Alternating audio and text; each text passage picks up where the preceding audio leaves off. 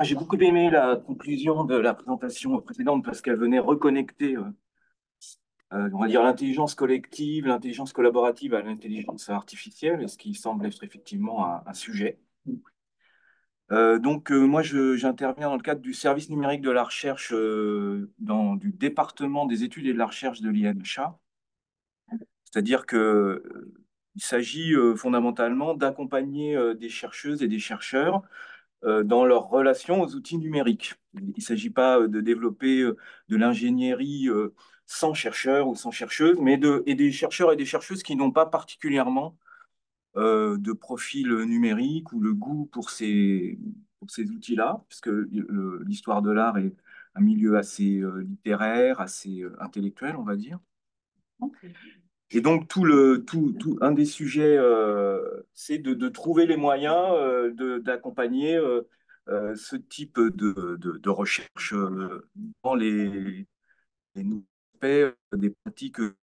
J'ai choisi de présenter œuvre d'art et finalement, on l'a masqué pour pas avoir à demander l'autorisation. C'est un artiste contemporain qui s'appelle Trevor Paglen, qui a fait un travail très intéressant sur le machine vision et le travail d'artiste aussi assez intéressant à regarder quand ils parlent de l'intelligence artificielle, parce qu'ils ont un regard qui peut être à la fois très documenté, très pertinent, critique, réflexif. Et là, c'est une œuvre qui s'appelle The Treasury of Object Recognition. Et il a pris, donc c'est dans le cadre d'une exposition qui a eu lieu en 2019, et il a l'œuvre de René Magritte, qui est un dessin d'une pomme très classique, comme il serait dans un document, dans un catalogue. Et cette pomme, ce dessin, il l'a passé à travers une reconnaissance automatique.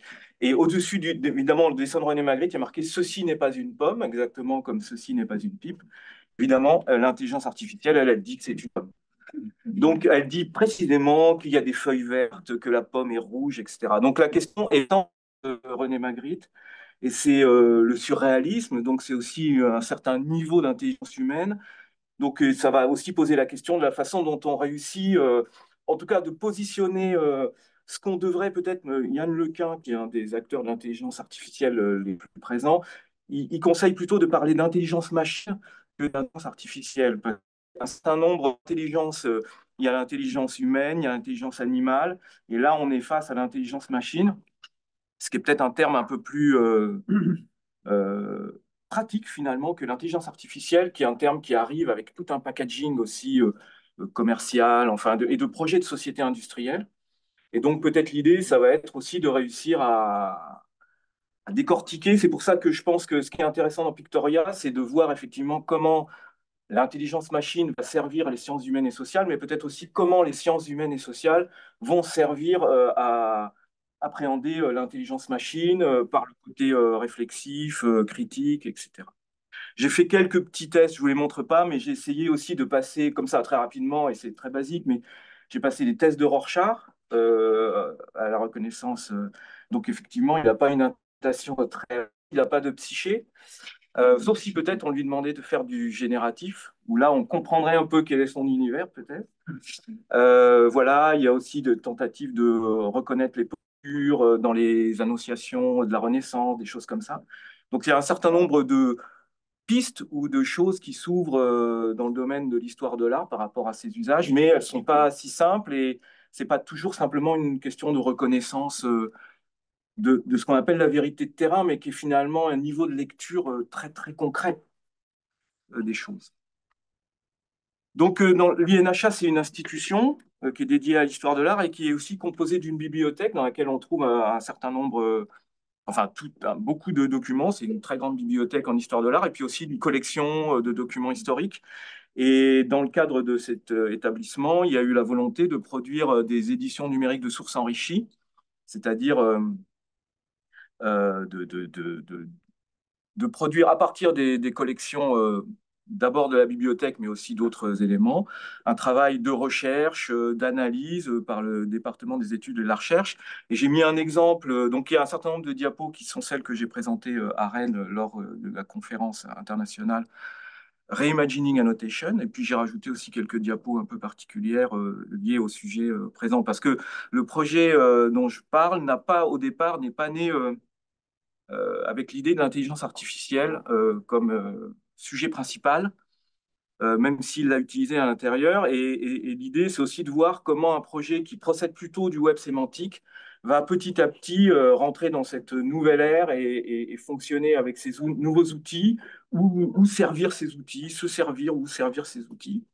Les documents qu'on a, qui se trouvent dans la bibliothèque, là, on en a mis un qui est relativement exemplaire parce que ça va être des documents qu'on peut considérer comme multimodaux. C'est-à-dire, effectivement, il y a des images, mais il y a aussi du texte, du dessin. Et je pense que le côté multimodal est quand même assez important, même si Pictoria rentre par le sujet à travers la question des images. Il y aura quand même aussi, effectivement, comme ça a déjà été évoqué, des questions de texte. Euh, voilà. Très rapidement, dans ce projet, on a eu, donc on est arrivé un peu à une idée de reconstitution numérique de la boîte d'archives, mais enrichie par le travail de la recherche. Et puis, on a traité un certain nombre de corpus. Je ne vais pas vous montrer les exemples, mais si vous récupérez ce diaporama, vous avez des liens derrière qui vous mènent là sur le projet qui a été le projet pilote, le projet des papiers Barry, donc d'un sculpteur du 19e siècle, dont toute la correspondance qui est actuellement conservée à l'INHA a été traitée et enrichie par les chercheurs et les chercheurs. Alors, ce qui peut être intéressant par rapport à la question de l'intelligence artificielle, c'est qu'à travers ces projets, on est arrivé à une forme de modélisation du processus que suivent des humains lorsqu'ils veulent travailler à partir de documents historiques, des humains savants, lorsqu'ils veulent travailler à partir de documents historiques et qui vont faire passer ces documents historiques à travers un certain nombre d'opérations, de classement archivistique, de classement recherche, d'établissement de métadonnées, de segmentation, etc. Ce projet, il a été fait avec beaucoup d'enjeux de design. Donc, et c'est souvent d'ailleurs la chose qui est le plus marquante pour les personnes qui font des retours sur le projet. C'est aussi la dimension design, même si, alors je ne vais pas avoir le temps d'en parler là, mais ça vaudrait le coup, je pense peut-être, de le faire un peu plus profondément. Ce n'est pas une question de design au sens de design graphique, c'est-à-dire d'une forme, c'est une question de processus de design, c'est-à-dire la façon dont les processus de design vont interagir avec le processus de traitement de l'information et comment on va petit à petit réussir à rendre visuellement des visions. Là, pour le coup, ce n'est pas des machines vision, c'est des visions humaines, de la façon dont l'information est pensée chez les personnes qui l'utilisent. Donc là, vous avez un premier exemple processus de design auquel on est parvenu dans les faits et aussi dans sa représentation et qui donne un point d'appui pour ensuite réussir à modéliser des aspects. Et puis j'ai mis les 6 projets qui sont, enfin il y a les 2 premiers sont aujourd'hui publiés, puis il y en a 4 autres qui sont en cours. Et ils ont tous des enjeux différents. Et il y a un côté donc multimodal de cartes, de 3D, de choses comme ça. Ils vont tous nécessiter un enrichissement et éventuellement à une intervention d'intelligence artificielle. Alors, on a utilisé Transcribus pour les projets qui étaient constitués de textes et un projet aussi qui est constitué vraiment beaucoup d'images. Et là aussi, on a un exemple de ce que le design, le process de design peut apporter parce que Transcribus, il propose un environnement, mais qu'il a fallu qu'on rétro, enfin, qu'on décortique pour réussir à vraiment comprendre comment il fonctionnait, quels étaient aussi ses écueils, ses manquements, ses approximations, de façon à l'adapter à la démarche que on souhaitait appliquer, nous, par rapport à l'objectif du projet en soi. Et c'est un autre exemple de la façon dont on peut prendre une technologie ou un outil pour le comprendre, en faire un plan d'une certaine manière et pour voir comment on va circuler dans cet environnement qui n'est pas parfait et qui a des qualités mais aussi des défauts. Et c'est peut-être des choses qu'on pourrait appliquer dans le cadre de la cartographie, donc de cartographier, mais aussi saisir les points faibles et les points forts de l'environnement. La segmentation, on n'a pas tellement, enfin, on n'a pas utilisé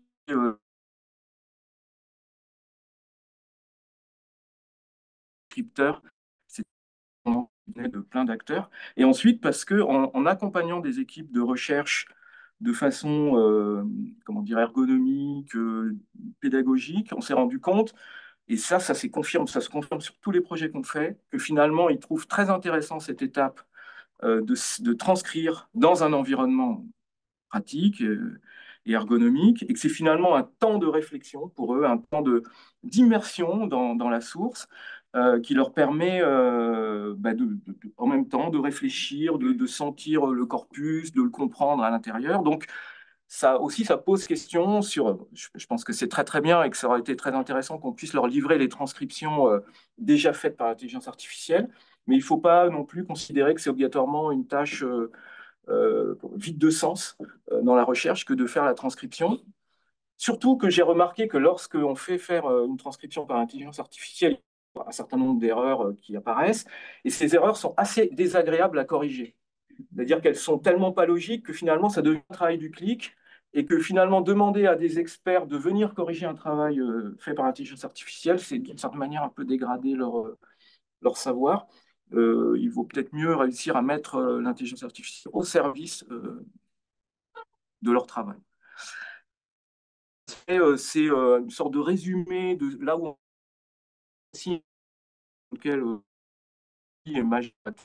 arrive au modèle dans ce type d'expérimentation.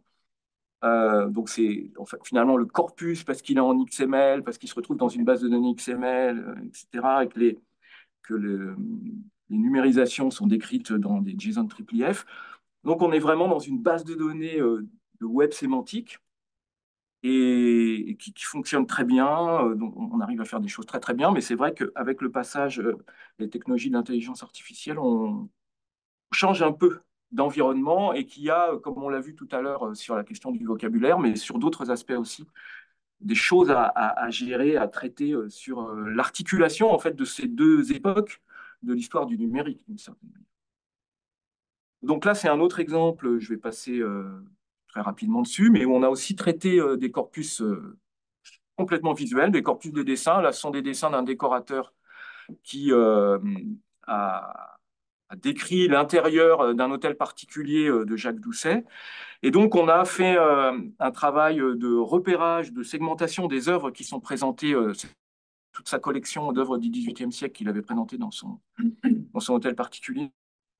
On l'a connecté à une base de données, puisque un moment de publication de données qui existe depuis énormément d'années, qui est un vrai lac de données, un vrai potentiel. Et donc, il y a de données qui répertoriait les œuvres de cette collection. Et donc, on a fait un travail d'association de la segmentation des œuvres et des données en base de données, qui nous a permis de faire aussi des... Alors là, évidemment, c'est statique, mais si vous avez l'occasion d'aller voir euh, des, des environnements où on se retrouve dans le dessin, avec une possibilité de filtrer par des critères qu'on voit apparaître donc à gauche, là, hop, dans une sorte de moteur de filtre qui vont faire apparaître ou disparaître, ou disons sélectionner, mettre en avant des éléments du dessin. Il y a aussi un petit moteur de recherche.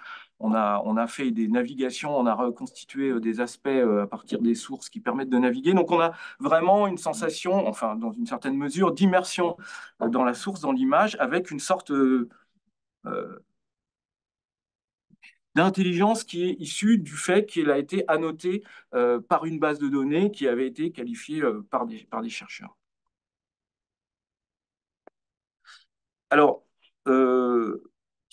ça, c'est à peu près donc le modèle auquel, donc ce modèle web sémantique auquel on parvient grosso modo actuellement, c'est-à-dire on va avoir un certain nombre de transcriptions qui ont été enrichies, présentées avec une visionneuse.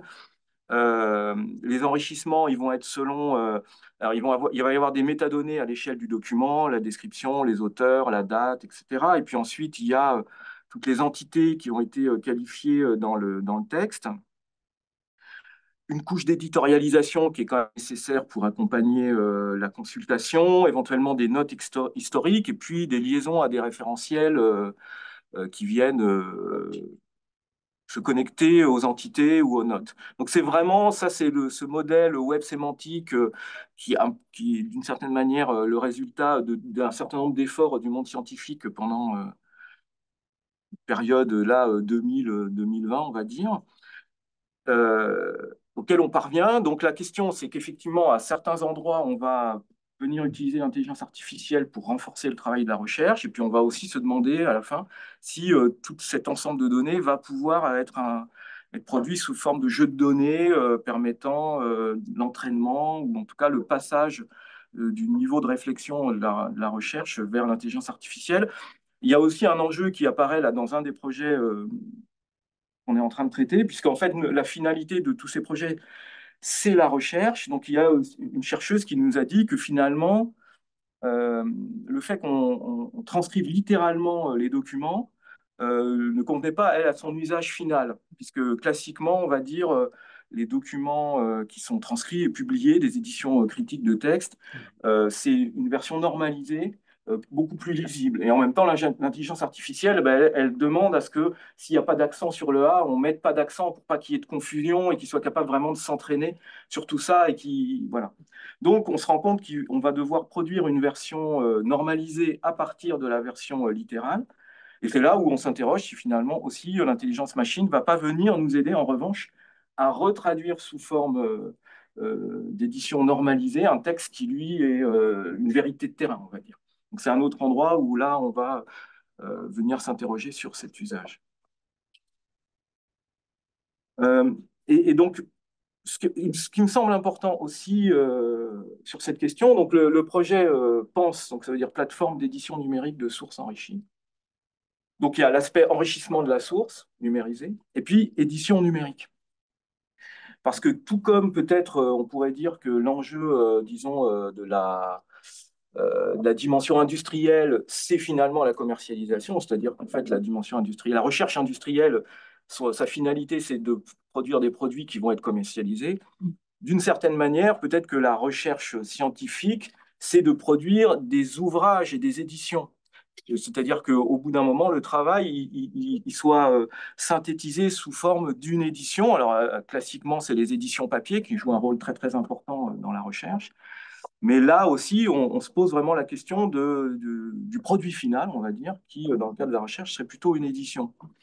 Et on se rend compte qu'il y a aussi des enjeux, que c'est assez difficile de trouver la façon, la forme, ce format d'édition numérique qui va voilà, réussir à répondre à un certain nombre de questions et puis s'inscrire.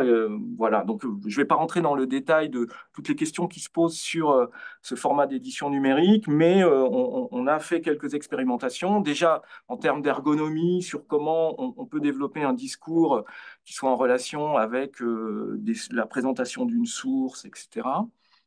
Et l'idée, c'est aussi alors, puisqu'on a plusieurs niveaux de lecture qui apparaissent, comme on le voit à droite de la diapositive, on va avoir enfin, là, on a trois niveaux de lecture, on va dire. On a la source elle-même en tant qu'image, ensuite, on a sa transcription avec ses entités, et puis complètement à gauche, on a un texte interprétatif qui fait référence à des extraits de la source, etc. Et donc, je pense que ça peut être aussi assez important de faire un travail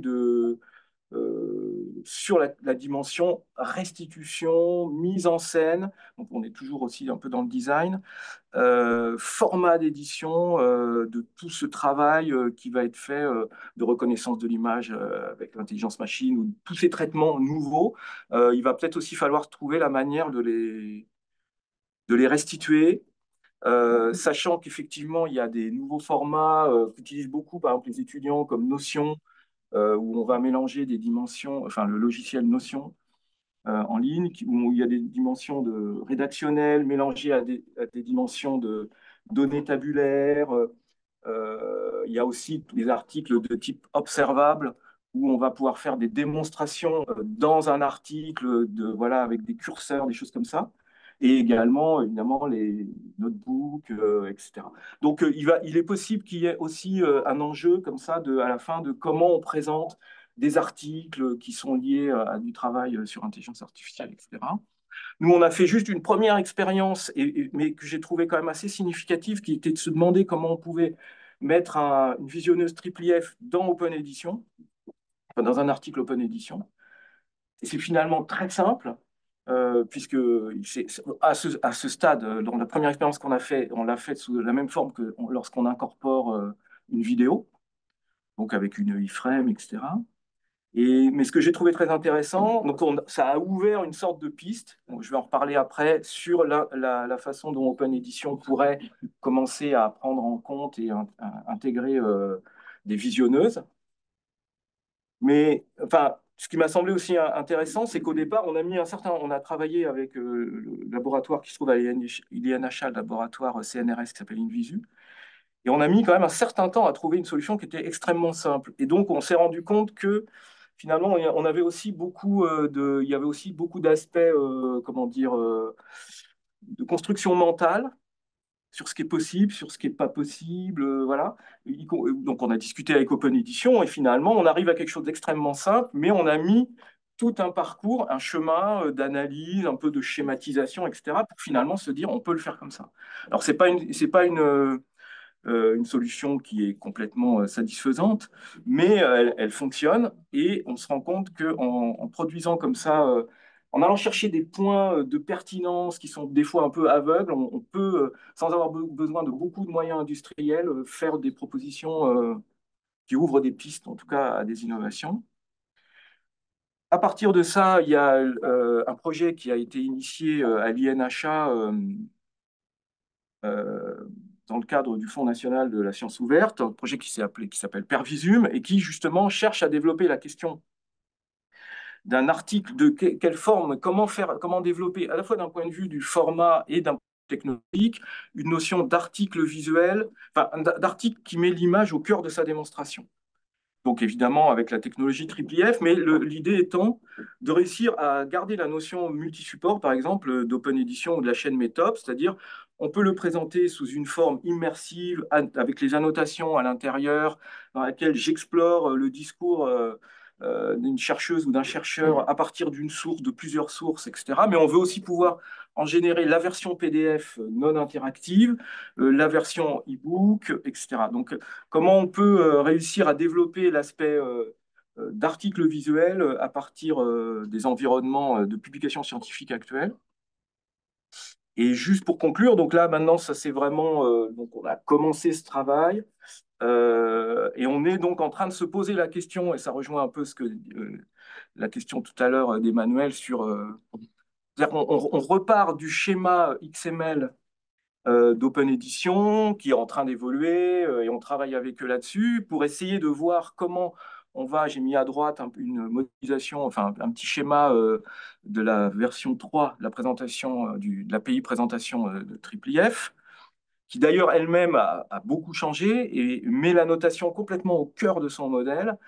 Et c'est pour ça que j'ai mis au centre de cette diapo le schéma de la notation tel qu'il est dans W3C, parce qu'on sent qu'il y a un changement de modèle aussi très fort actuellement comment dire, dans l'appréhension de la donnée, c'est-à-dire que pendant une vingtaine d'années, il y a eu cette structure XML ou JSON, etc., qui était très au cœur de beaucoup de choses, mais là, on a quelque chose de beaucoup plus fluide, un peu glissant, entre la notation, le body, le target, euh, qu'on retrouve dans l'API 3 de présentation, où tout est annotation. Enfin, bon, je ne vais pas rentrer dans les détails, mais je pense que c'est des sujets qui vont réapparaître, réémerger dès qu'on va vouloir faire des jeux de données en JSON.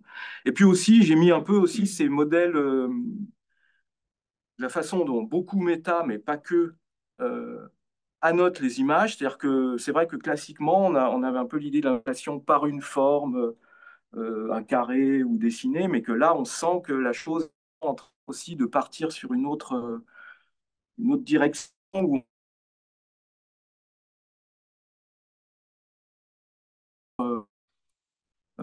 la façon dont les chercheurs et les chercheuses vont appréhender ça, comprendre ça, on la décontextualise complètement. Enfin bon, voilà, il y a un certain nombre de choses. Donc ça, c'est une diapo un peu directe de ce que j'ai en tête actuellement. Et pour conclure,